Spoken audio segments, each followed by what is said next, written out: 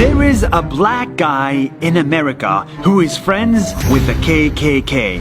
He sat down and became friends with the biggest racists in the world. And the crazy thing about it, he made them quit the KKK.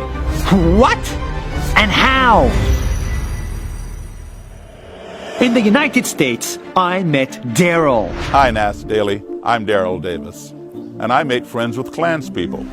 Daryl was just a 25-year-old musician when, after one of his shows, a guy came to him to tell him he loved his music. Daryl explained to him that this music was originally created by black musicians. So they sat down together to have a drink.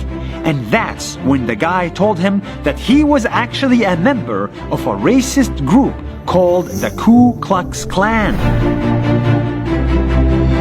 People in the KKK had been hating and murdering black people for decades. So I was a bit shocked when he told me, but I decided to listen to him.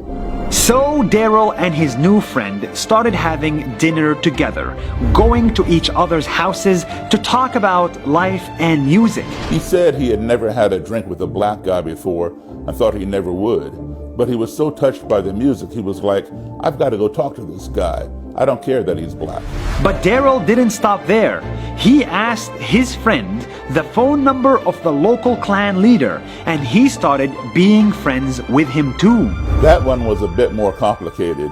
We had to meet with his bodyguard, who was armed. And he told me that I was inferior to him because of the color of my skin. But little by little, he warmed up to me. And after a few years, the leader quit, and so did his followers. And each time a member of the Klan would quit, Daryl would be given their robes, hoods, flags, medallions, and other KKK items. Here's some of my collection. What do you think? Thanks to Daryl's efforts, over 200 people quit the KKK, and it's all because instead of hating them, he decided to sit down and talk with them. Every time I would sit down with them, I would tell them, I don't agree with you. I don't respect your opinion, but I respect you. You're a human being just like me, and you have the right to say what you think. And then they would start to listen. It's hard to hate someone when you're talking with them face to face.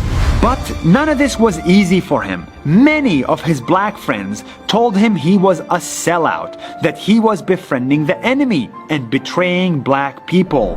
And that's where they're wrong. They think they're fighting racism, but actually they're fueling it. If you want to end racism, you have to go to the root cause, which is ignorance. And how do you fight ignorance? By talking to people. The KKK does not have a monopoly on ignorance. A missed opportunity for dialogue is a missed opportunity for conflict resolution. Remember, when two enemies are talking, they're not fighting, they're talking. It's when the conversation ceases that the ground becomes fertile for violence. See, when we meet racists, we tend to shut them off and just say they're evil. But doing so will not end racism. According to Daryl, hating the racists doesn't help. If we talk and listen to them, maybe we can get them to change. I never converted anybody. I just gave them reason to think. I was their first black friend. And of course they were afraid of me at first. But little by little, they stopped being afraid and realized that we are more alike than we are different. At the end of the day, nobody is born a racist. It's just an ideology. If somebody manages to put it in, somebody else can put it out. And this guy did exactly that 200 times.